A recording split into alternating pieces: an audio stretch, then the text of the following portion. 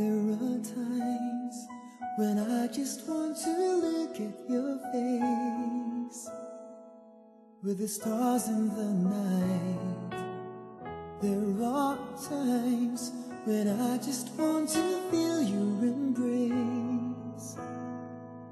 In a cold night, I just can't believe that you were mine now. You were just a dream that I once knew. I never thought I would be right for you. I just can't compare you with anything in this world. You're all I need to be with forevermore.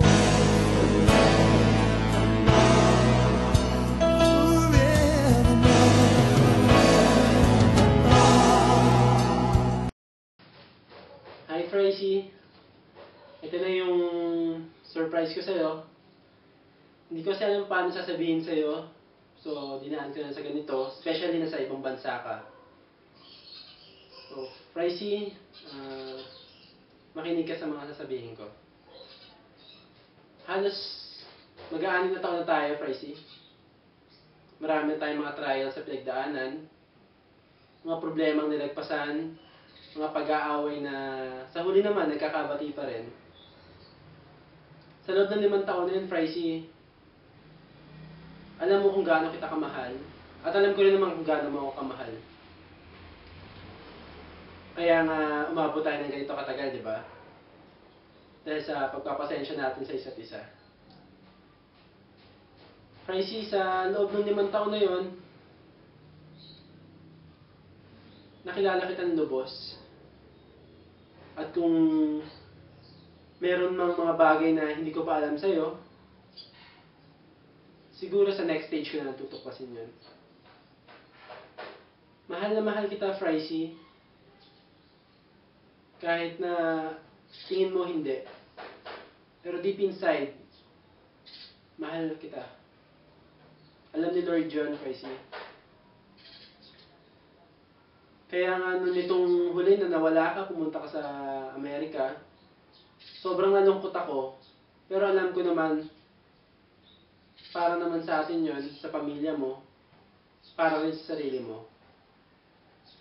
Masaya ako kung ano tayo ngayon, Tracy. Pero, sabi nga naman nila, di ba?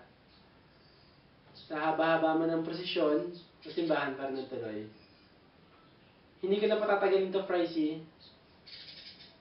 And sana huwag mo rin yung patagalin yung sagot mo. Tracy,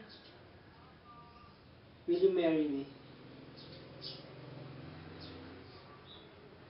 Hintayin ko yung sagot mo. Tawagan mo ako, i-text mo ako, or mag-comment ka sa Facebook. Pero sana yung sagot mo, yes.